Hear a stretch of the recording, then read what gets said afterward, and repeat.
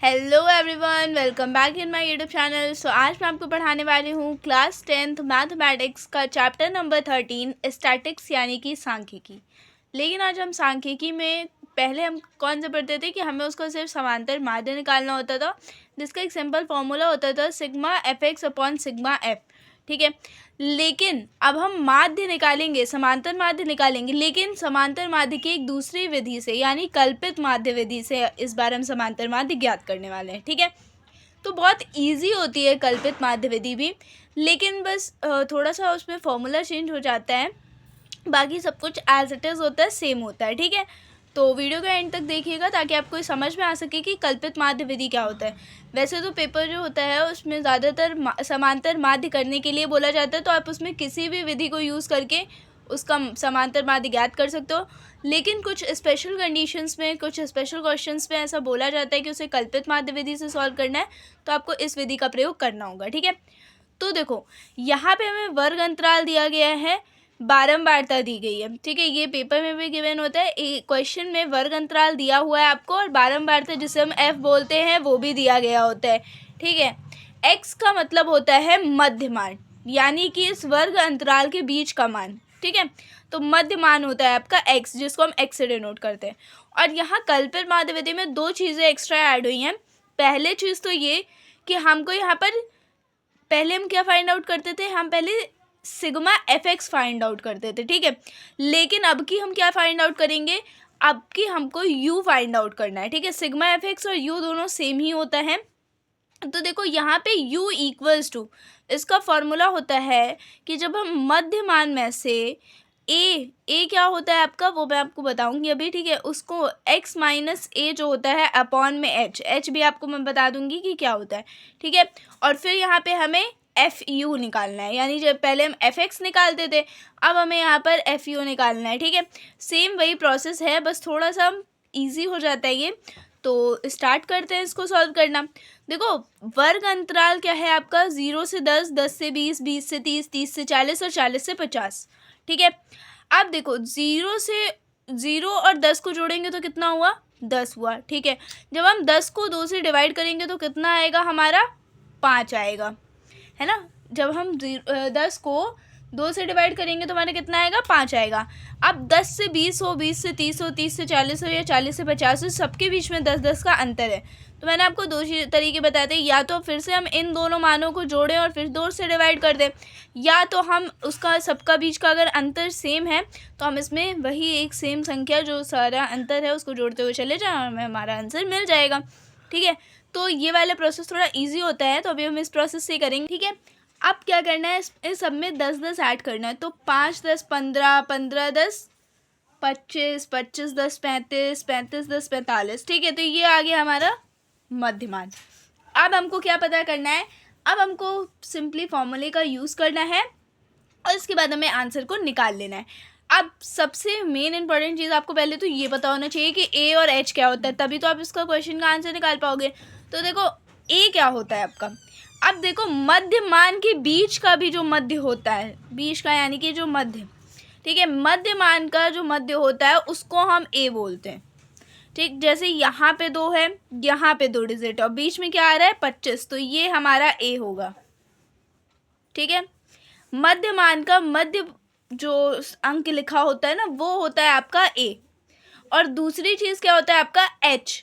ठीक है, एच यहाँ पर जो हमें बटे में एच फाइंड आउट करने के लिए बोला गया है ना, एच यहाँ पे ये होता है कि इनके वर्ग अंतराल के बीच का अंतर कितना है। यहाँ पे जैसे 10-10 का अंतर है तो यहाँ पे एच 10 हो जाएगा। यहाँ वर्ग अंतराल के बीच में कितना अंतर है इसको देख लेना, वर्ग अंतराल के बीच में जितने का अंतर होगा ना वही आपका एच कहलाएगा, और मध्य मान का मध्य जो होगा वो आपका ए कहलाएगा। ये सिर्फ आपको कल्पित माध्य विधि में ही मिलता है। ठीक है, तो हम यहाँ पर याद रखने के लिए लिख लेते हैं कि ए हमारा 25 है और एच हमारा 10 है। ठीक है, अब देखो u equals to X minus A upon H. तो कैसे करते हैं इसको, u फाइंड आउट करना है हमें, जिसके लिए हमें क्या करना है, x से a को माइनस करना है। अब 25 में से 5 माइनस करेंगे तो कितना आएगा आपका, जब हम 25 में से 5 माइनस करेंगे तो कितना बचा आपका, 20 बचा। ठीक है, अब जब हम 20 को 10 से डिवाइड करेंगे तो कितना आया, 2। ठीक है, 2 बार में तो जाएगा, 10 दूनी 20 होता है ना, तो 2 बार में जाएगा। लेकिन 25 बड़ा था और 5 छोटा था। अब यहाँ पे 5 माइनस 25 होगा तो मतलब छोटे से बड़ा जाएगा तो माइनस का निशान लगेगा, तो हम यहाँ पे माइनस का 2 लिखेंगे। ठीक है, ध्यान से याद रखना इसको। इसी प्रोसेस से हम इसको करेंगे। अब 25 जो है, ठीक है, x आपका कितना है 15, 15 में से जब 25 जाएगा तो कितना बचेगा, माइनस का 10। ठीक है, माइनस का 10 बचेगा, और जब माइनस के 10 को हम 10 से भाग देंगे तो कितना बचेगा, 1 बचेगा, लेकिन माइनस का बचेगा क्योंकि छोटे से बड़ा जा रहा है। तो यहाँ पे हमारा -2 और 1 आ गया माइनस का। अब 25 में 25 को माइनस करेंगे 0 हो जाएगा, 0 को 10 से भाग देंगे तो 0 ही रहेगा। ठीक है, ये बात तो आपको पता ही है, तो यहाँ पे 0 हो जाएगा। अब क्या होगा, अब देखो 35 में से आपको 25 घटाना, तो कितना बचा, 10 बचा। जब 10 को हम 10 से भाग देंगे तो कितना बचेगा, 1 बचेगा, लेकिन पॉजिटिव का बचेगा क्योंकि जो हमारा x है वो a से बड़ा है। ठीक है, 45 में भी सेम केस होगा और दूसरा आपका आंसर आ जाएगा 2। ठीक है, जब हमें ये पता चल गया u क्या होता है तो हम FU निकाल लेंगे। FU कैसे निकालेंगे, f और u का मल्टीप्लाई करके। अब 4 दूनी कितना होता है, 8 होता है, लेकिन यहाँ माइनस का निशान लगा है तो माइनस ज़रूर लगाइएगा। 7 एकम 7 होता है, 5 का 0 में करेंगे तो मल्टीप्लाई तो 0 ही आएगा। अब 8 का मल्टीप्लाई 1 में करेंगे तो 8 ही रहेगा, और 6 का मल्टीप्लाई 2 में करेंगे तो 12 हो जाएगा। ठीक है, तो ये आ गया हमारा FU। अब FU के हम सारे पदों को जोड़ ले तो हमें सिग्मा FU प्राप्त हो जाएगा, है ना। जैसे हम पहले सिग्मा FX निकालते थे, और अब हम वैसे ही सिग्मा FU निकालेंगे। कैसे निकालेंगे, इन सारे पदों को हमें आपस में जोड़ देना है, हो जाएगा हमारा काम।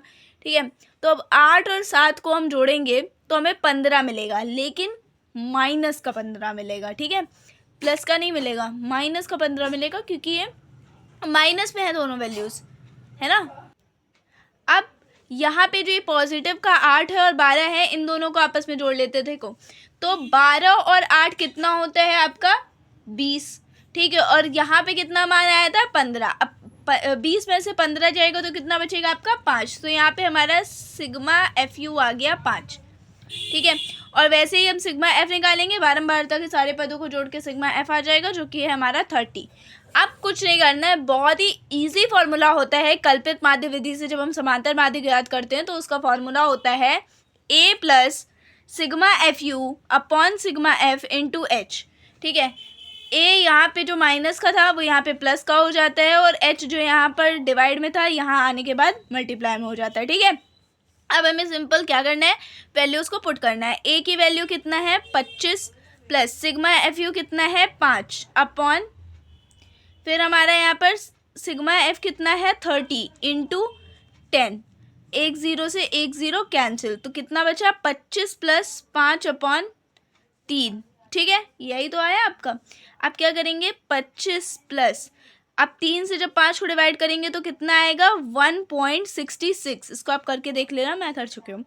तो 25 प्लस 1.66 को जब इन दोनों को ऐड करेंगे तो कितना आएगा 26.66, और यही आपका समांतर माध्य। ठीक है, तो ये होता है एक कल्पित माध्य विधि से समांतर माध्य को ज्ञात करना।